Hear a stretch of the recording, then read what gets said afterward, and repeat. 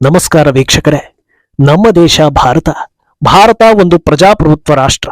ಪ್ರಜಾಪ್ರಭುತ್ವ ಅಂದ್ರೆ ಅಲ್ಲಿ ಪ್ರಜೆಗಳದ್ದೇ ದರ್ಬಾರ್. ವಾಕ್ ಸ್ವಾತಂತ್ರ್ಯ ಸೇರಿದಂತೆ ಹಲವು ಸ್ವಾತಂತ್ರ್ಯಗಳು ಪ್ರಜಾಪ್ರಭುತ್ವ ದೇಶದ ಜನರಿಗೆ ಇರುತ್ತದೆ. ಇದನ್ನೇ ಅಲ್ವಾ ಇಷ್ಟ ದಿನ ನೀವು ಕೇಳಿದ್ದು. ಇನ್ನು ಮುಂದೆ ಯಾರಾದ್ರೂ ಈ ಮಾತನ್ನ ಹೇಳೋದಕ್ಕೆ ಬಂದ್ರೆ ಸ್ವಲ್ಪ ಪಶ್ಚಿಮ ಬಂಗಾಳವನ್ನ ತೋರಿಸಿ. ಅತ್ಯಾಚಾರವನ್ನ ವಿರೋಧಿಸೋದಕ್ಕೆ ಬಂದ ಜನರಿಗೆ ಎಂತ ಗತಿ ಬಂದಿದೆ ಅಂತ. ಆದ್ರೆ ಜನರ ಮೇಲೆ ದೀದಿ ಇಷ್ಟೆಲ್ಲ ಪ್ರಹಾರ ಮಾಡ್ತಾ ಇದ್ರು ವೃದ್ಧ ಸನ್ಯಾಸಿಯೊಬ್ಬರ ಛಲವನ್ನ ಕಂಡು ಇಡೀ ದೇಶ ಅಚ್ಚರಿಗೊಂಡಿದೆ. ದೀದಿ ಸರ್ಕಾರದ ಜಲ ಫಿರಂಗಿಗೆ ಎದೆಕೊಟ್ಟು ಅಂಜದೆ ಅಳುಕದೆ ಭಾರತದ ತ್ರಿವರ್ಣ ಧ್ವಜವನ್ನ ಹಿಡಿದ ಆ ಸಂತರು ದೇಶದಾದ್ಯಂತ ಟ್ರೆಂಡ್ ಆಗ್ತಾ ಇದ್ದಾರೆ. ನೊಂದ ಹೋರಾಟಗಾರರಿಗೆ ಅವರೇ ಈಗ ಸ್ಫೂರ್ತಿ ಆಗ್ತಿದ್ದಾರೆ. ಹಾಗಿದ್ರೆ ಬಂಗಾಳದ ಪರಿಸ್ಥಿತಿ ಹೇಗಿದೆ? ಅತ್ಯಾಚಾರ ಆರೋಪಿಗಳನ್ನ ಬಚಾವ್ ಮಾಡೋ ಕೆಲಸ ಮುಂದುವರೆದಿದೆಯಾ? ಇದೆಲ್ಲವನ್ನ ಒನ್ ಬೈ ಒನ್ ವಿವರಿಸ್ತಾ ಹೋಗ್ತೀವಿ. ಈ ವಿಡಿಯೋವನ್ನ ತಪ್ಪದೆ ಕೊನೆ ತನಕ ನೋಡಿ. ಅದಕ್ಕೂ ಮುನ್ನ ಮೀಡಿಯಾ ಮಾನ್ಸ್ಟರ್ ಚಾನೆಲ್ ಅನ್ನ ತಪ್ಪದೆ ಸಬ್ಸ್ಕ್ರೈಬ್ ಮಾಡಿ. ಎಸ್, ನಿನ್ನೆಯಿಂದ ಇಂಟರ್ನೆಟ್ ನಲ್ಲಿ ಈ ದೃಶ್ಯವೊಂದು ಸಿಕ್ಕಾಪಟ್ಟೆ ವೈರಲ್ ಆಗ್ತಾ ಇದೆ. ವೈದ್ಯ ಮೇಲೆ ಎರಗಿ ಪೈಶಾಚಿಕ ಕೃತ್ಯ ಎಸಗಿ ಬದುಕಿ ಬಾಳಬೇಕಿದ್ದವಳನ್ನ ಕೊಂದು ಕೊಲೆಯನ್ನ ಮುಚ್ಚಿ ಹಾಕೋ ಕೆಲಸ ನಡೆದಿರೋದು ಈಗ ಗುಟ್ಟಾಗಿ ಉಳಿದಿಲ್ಲ. ಇದನ್ನ ಹೀಗೆ ಬಿಟ್ರೆ ಇಂಥ 1000 ಪ್ರಕರಣಕ್ಕೆ ದೇಶ ಸಾಕ್ಷಿಯಾಗುತ್ತೆ. ಈಗಲೇ ಎಚ್ಚೆತ್ತುಕೊಂಡಿರೋ ಬಂಗಾಳದ ಜನರು ದೀದಿಗೆ ಈ ಕೇಸ್ ಖುಲಾಸೆ ಮಾಡೋದಕ್ಕೆ ಬಿಡದಂತೆ ಪಟ್ಟು ಬಿದ್ದಿದ್ದಾರೆ. ಈಗಾಗಲೇ ಈ ಪ್ರಕರಣ ದೀದಿ ಸರ್ಕಾರವನ್ನ ಡ್ಯಾಮೇಜ್ ಮಾಡಿದೆ ಅನ್ನೋದು ಗೊತ್ತಿರೋದೆ. ಇದರಿಂದ ರೊಚ್ಚಿಗಿದ್ದರು ಮಮತಾ ಬ್ಯಾನರ್ಜಿ ಪ್ರತಿಭಟನಾಕಾರರ ಮೇಲೆ ಬ್ರಹ್ಮಾಸ್ತ್ರವನ್ನ ಪ್ರಯೋಗ ಮಾಡ್ತಾ ಇದ್ದಾರೆ. ನಿನ್ನೆ ನಬನ್ನ ಅಭಿಯಾನ್ ಅನ್ನೋ ಆಂದೋಲನದ ಹಿನ್ನೆಲೆ ಹೌರಾದಲ್ಲಿ ಬೃಹತ್ ಪ್ರತಿಭಟನೆ ನಡೀತಾ ಇರುತ್ತೆ.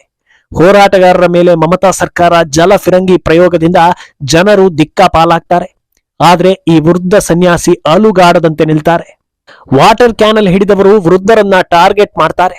ಆದ್ರೆ ಮೈ ಮೇಲೆ ನುಗ್ಗಿ ಬಂದ ನೀರನ್ನ ಒರೆಸಿಕೊಂಡು ಅಲ್ಲೇ ನಿಲ್ತಾರೆ ಆ ಸನ್ಯಾಸಿ. ನಂಗೆ ಏನೂ ಆಗಿಲ್ಲ ಅಂತ ಕೈಯಲ್ಲಿ ಸಿಗ್ನಲ್ ಮಾಡ್ತಾರೆ. ಇನ್ನೊಂದು ಕೈಯಲ್ಲಿ ಭಾರತದ ಬಾವುಟವನ್ನ ಹಾರಿಸ್ತಾರೆ. ಅಷ್ಟಕ್ಕೆ ಸುಮ್ಮನಾಗದೆ ಬೇಕಾದ್ರೆ ಇನ್ನೂ ನೀರನ್ನ ಎರಚಿ ನಾನು ಹೆದರೋದಿಲ್ಲ ಅಂತ ಹೇಳ್ತಾರೆ. ಮುಂದಕ್ಕೆ ಹೆಜ್ಜೆ ಇಟ್ಟು ನಡೆದು ಬರ್ತಾರೆ. ಜಲ ಫಿರಂಗಿಗೆ ಹೆದರಿ ಓಡ್ತಾ ಇದ್ದವರೆಲ್ಲ ಆ ವೃದ್ಧ ಸನ್ಯಾಸಿಯನ್ನ ನೋಡಿ ಹಿಂದಿಟ್ಟಿದ್ದ ಹೆಜ್ಜೆಯನ್ನ ಮತ್ತೆ ಮುಂದಕ್ಕೆ ಇಡ್ತಾರೆ. ಒಂದಿಬ್ಬರು ಆ ವೃದ್ಧ ಸನ್ಯಾಸಿಯ ಬಳಿ ಬಂದು ಅವರಿಗೆ ನೀರು ಬೀಳದಂತೆ ಬ್ಯಾನರ್ ಅನ್ನ ತಡಿತಾರೆ. ಮಮತಾ ಬ್ಯಾನರ್ಜಿ ದುರಾಡಳಿತ ವೃದ್ಧರನ್ನು ಈ ಮಟ್ಟಕ್ಕೆ ರೊಚ್ಚಿಗೆಬ್ಬಿಸಿದೆ ಅಂದ್ರೆ ಇಡೀ ಬಂಗಾಳಕ್ಕೆ ದೀದಿ ಸಾಕಾಗಿದ್ದಾರೆ ಅನ್ನೋದನ್ನ ಇದೊಂದೇ ದೃಶ್ಯ ಹೇಳಿದಂತಿದೆ. ವೃದ್ಧ ಸನ್ಯಾಸಿ ಮೇಲೆ ಜಲಪ್ರಯೋಗ ಮಾಡೋ ವಿಡಿಯೋ ಸೋಷಿಯಲ್ ಮೀಡಿಯಾದಲ್ಲಿ ಸಿಕ್ಕಾಪಟ್ಟೆ ಶೇರ್ ಆಗ್ತಾ ಇದ್ದು ವೃದ್ಧ ಸನ್ಯಾಸಿಗೆ ಎಲ್ಲರೂ ಜೈ ಹೋ ಅಂತಿದ್ದಾರೆ. ಒಂದು ಕಡೆ ಜಲ ಫಿರಂಗಿ ಪ್ರಯೋಗಿಸೋ ಕೆಲಸ ಆಗ್ತಾ ಇದ್ರೆ ಇನ್ನೊಂದು ಕಡೆ ಮಮತಾ ಬ್ಯಾನರ್ಜಿ ಪೊಲೀಸರಿಗೆ ಫುಲ್ ಪವರ್ ಕೊಟ್ಟಿದ್ದಾರೆ ಅನ್ನೋದು ಕೂಡ ಗೋಚರಿಸ್ತಾ ಇದೆ. ಪ್ರತಿಭಟನೆ ಮಾಡ್ತಾ ಇದ್ದವರನ್ನ ಕಂಡಲ್ಲಿ ಪೊಲೀಸರು ಅಟ್ಟಾಡಿಸಿ ಹೊಡಿತಾ ಇದ್ದಾರೆ. ಅದರಲ್ಲೂ ಮಹಿಳೆಯರನ್ನು ಟಾರ್ಗೆಟ್ ಮಾಡಿ ಲಾಠಿ ಏಟು ಕೊಡ್ತಾ ಇದ್ದಾರೆ. ಸಾಮಾನ್ಯವಾಗಿ ಮಹಿಳೆಯರನ್ನ ವಶಕ್ಕೆ ಪಡೆಯೋದಕ್ಕೋ ಅಥವಾ ಕಂಟ್ರೋಲ್ ಮಾಡೋದಕ್ಕೆ ಮಹಿಳಾ ಪೊಲೀಸ್ ಸಿಬ್ಬಂದಿ ಬರಬೇಕು. ಆದ್ರೆ ಬಂಗಾಳದಲ್ಲಿ ಪುರುಷ ಪೊಲೀಸರೇ ಮಹಿಳೆಯರನ್ನ ರಸ್ತೆ ಮೇಲೆ ದರ ಎಳ್ಕೊಂಡು ಹೋಗ್ತಾ ಇದ್ದಾರೆ. ಮಹಿಳಾ ಸಿಎಂ ಇರೋ ರಾಜ್ಯದಲ್ಲಿ ಮಹಿಳೆಯರಿಗೆ ರಕ್ಷಣೆ ಇಲ್ಲ. ಕೊನೆ ಪಕ್ಷ ಅದನ್ನ ಪ್ರಶ್ನೆ ಮಾಡೋ ಮಹಿಳೆಯರಾದ್ರೂ ಸೇಫಾ ಅಂತ ಕೇಳಿದ್ರೆ ಅದು ಇಲ್ಲ ಎನ್ನುವಂತಾಗಿದೆ. ಹೋರಾಟಗಳು ಮಿತಿ ಮೀರಿದ್ರೆ ಕ್ರಮ ಕೈಗೊಳ್ಳೋದು ಸರಿಯೇ. ಆದ್ರೆ ನಬನ್ನ ಅಭಿಯಾನ್ ಪ್ರತಿಭಟನೆ ನಡೀತಾ ಇದ್ದಿದ್ದೇ ಶಾಂತಿಯುತವಾಗಿ. ಪೊಲೀಸರು ಎಂಟ್ರಿ ಕೊಟ್ಟು ಲಾಠಿ ಪ್ರಯೋಗ ಮಾಡಿದ್ಮೇಲೆ ಅಲ್ಲಿ ಗೊಂದಲ ಹಾಗೂ ಗಲಭೆ ವಾತಾವರಣ ಸೃಷ್ಟಿಯಾಗಿದ್ದು. ಮಮತಾ ಬ್ಯಾನರ್ಜಿ ಟ್ರ್ಯಾಕ್ ರೆಕಾರ್ಡ್ ನೋಡ್ತಾ ಹೋದ್ರೆ ಅವರು ರಾಜಕೀಯಕ್ಕೆ ಬಂದಿದ್ದೇ ಹೋರಾಟದ ಮೂಲಕ. ತಪ್ಪು ನಡೆದಾಗ ದನಿ ಏರಿಸಬೇಕು ಅನ್ನೋ ಸಿದ್ಧಾಂತವನ್ನೇ ಇಟ್ಕೊಂಡು ಬಂದು ಇಂದು ಸಿಎಂ ಕುರ್ಚಿಯಲ್ಲಿ ಗಟ್ಟಿಯಾಗಿ ಕೂತಿದ್ದಾರೆ. ಆದ್ರೆ ಈಗ ಅದೇ ಬೇರೆಯವರು ನ್ಯಾಯ ಕೇಳೋದಕ್ಕೆ ಬಂದಾಗ ಮಾತ್ರ ಸರ್ವಾಧಿಕಾರಿಯಂತೆ ವರ್ತಿಸ್ತಾ ಇದ್ದಾರೆ. ಪ್ರಧಾನಿ ಮೋದಿಯನ್ನ ಅತಿ ಹೆಚ್ಚು ಬಾರಿ ಸರ್ವಾಧಿಕಾರಿ ಅಂತ ಕರೀತಾ ಇದ್ದಿದ್ದು ಇದೇ ಮಮತಾ ಬ್ಯಾನರ್ಜಿ. ಆದ್ರೆ ಆಕೆ ವಿರುದ್ಧ ಸೋಷಿಯಲ್ ಮೀಡಿಯಾದಲ್ಲಿ ಒಬ್ಬ ಸಣ್ಣ ಪೋಸ್ಟ್ ಹಾಕಿದ್ರು ಕೂಡ ಮುಂದಿನ ಕ್ಷಣ ಆತ ಜೈಲಲ್ಲಿರ್ತಾನೆ. ಇದೇ ಮೋದಿ ದೇಶದ ಪ್ರಧಾನಿ ಸ್ಥಾನದಲ್ಲಿದ್ದು ದೀದಿಗಿಂತ ಹೆಚ್ಚು ಪವರ್ಫುಲ್ ಆಗಿದ್ದಾರೆ. ದಿನ ಬೆಳಗಾದ್ರೆ ಮೋದಿಯನ್ನ ಬೈಯುವವರ ಸಂಖ್ಯೆ ಎಷ್ಟಿದೆ ಅಂತ ಲೆಕ್ಕ ಹಾಕೋದಕ್ಕೆ ಸಾಧ್ಯವಿಲ್ಲ. ದಿವಂಗತರಾಗಿರೋ ಮೋದಿ ತಾಯಿ ಬಗ್ಗೆಯೂ ಕೆಟ್ಟದಾಗಿ ಮಾತನಾಡೋ ಕ್ರಿಮಿಗಳು ಕೂಡ ಭಾರತದಲ್ಲಿವೆ. ಆದ್ರೆ ಮೋದಿ ಯಾರೊಬ್ಬರನ್ನು ಕೂಡ ಹಿಡಿದು ಜೈಲಿಗೆ ಹಾಕೋ ಕೆಲಸ ಮಾಡಿಲ್ಲ. ಈಗ ನೀವೇ ಹೇಳಿ ಸರ್ವಾಧಿಕಾರ ಯಾರದ್ದು ಅಂತ. ಇನ್ನು ಈಗ ನಡೀತಾ ಇರೋ ಪ್ರೊಟೆಸ್ಟ್ ರಾಜಕೀಯ ಪ್ರೇರಿತ ಅಂತ ಮಮತಾ ಬ್ಯಾನರ್ಜಿ ಪಕ್ಷದ ನಾಯಕರು ಆರೋಪ ಮಾಡ್ತಾ ಇದ್ದಾರೆ. 100ಕ್ಕೆ 100 ಈ ವಿಚಾರ ರಾಜಕೀಯಕ್ಕೆ ತಿರುಗಿದೆ ಅನ್ನೋದು ಸತ್ಯವೇ.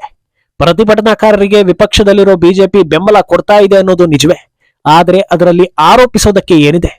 ಒಂದು ವೇಳೆ ವೈದ್ಯ ಆತ್ಮಹತ್ಯೆ ಮಾಡಿಕೊಂಡು ಆಕೆ ಸಾವನ್ನ ಗ್ಯಾಂಗ್ ರೇಪ್ ಅಂಡ್ ಮರ್ಡರ್ ಅಂತ ಕತೆ ಕಟ್ಟಿ ಹೋರಾಟ ನಡೆಸಿದ್ರೆ ಆರೋಪವನ್ನ ಒಪ್ಪಬಹುದಿತ್ತು. ಆದ್ರೆ ಇಷ್ಟು ಕ್ರೂರ ಘಟನೆಯನ್ನು ಆತ್ಮಹತ್ಯೆ ಅಂತ ಬಿಂಬಿಸೋದಕ್ಕೆ ಹೋಗಿ ಸಿಕ್ಕಿ ಬಿದ್ದಿರೋದೇ ಸನ್ಮಾನ್ಯ ಮಮತಾ ಬ್ಯಾನರ್ಜಿ ಸರ್ಕಾರ. ಇದರ ವಿರುದ್ಧ ದನಿ ಏರಿಸದೆ ಇನ್ಯಾವಾಗ ಏರಿಸೋದು ಅನ್ನೋದು ಕಾಮನ್ ಸೆನ್ಸ್. ಅಲ್ಲದೆ ಒಂದು ವೇಳೆ ಬಂಗಾಳದಲ್ಲಿ ವಿಪಕ್ಷ ಗಟ್ಟಿಯಾಗಿ ಇಲ್ಲದೆ ಹೋಗಿದ್ದಿದ್ರೆ ಇಷ್ಟೊತ್ತಿಗೆ ರೇಪ್ ಅಂಡ್ ಮರ್ಡರ್ ನಡೆದೇ ಇಲ್ಲ ಅಂತ ಆಗೋಗ್ತಾ ಇತ್ತು ಅಂತ ಅಲ್ಲಿನ ಜನರೇ ಹೇಳ್ತಾ ಇದ್ದಾರೆ. ನಿಮಗೆ ನೆನಪಿರಬಹುದು, ಬಿಜೆಪಿ ಆಡಳಿತ ಇರೋ ರಾಜ್ಯಗಳಲ್ಲಿ ಒಂದು ವೇಳೆ ವಿದ್ಯಾರ್ಥಿಗಳು ಪ್ರೊಟೆಸ್ಟ್ ಮಾಡುವಾಗ ಈ ರೀತಿ ವಾಟರ್ ಕ್ಯಾನಲ್ ಪ್ರಯೋಗ ಮಾಡಿದ್ದಿದ್ರೆ ಏನಾಗ್ತಾ ಇತ್ತು ಅಂತ. ಖಂಡಿತವಾಗ್ಲೂ ಆ ಪ್ರೊಟೆಸ್ಟ್ ಇನ್ನೊಂದು ಹಂತಕ್ಕೆ ಹೋಗ್ತಾ ಇತ್ತು. ಯಾರಾದ್ರೂ ಒಬ್ಬ ವಿದ್ಯಾರ್ಥಿ ಅಥವಾ ವಿದ್ಯಾರ್ಥಿನಿಗೆ ಗಾಯಗಳಾಗಿ ಕೆಳಗೆ ಬಿದ್ಲು, ಅದರಲ್ಲೂ ಆಕೆಯೋ ಅಥವಾ ಆತನೋ ವೋಟ್ ಬ್ಯಾಂಕ್ ಸಮುದಾಯಕ್ಕೆ ಸೇರಿದ್ದವನಾಗಿದ್ರೆ ಖಂಡಿತ ಭಾರತ ಸರ್ಕಾರದ ವಿರೋಧ ಪಕ್ಷದವರೆಲ್ಲ ಅದನ್ನ ಇಟ್ಕೊಂಡು ರಾಜಕೀಯ ಮಾಡ್ತಾ ಇದ್ರು.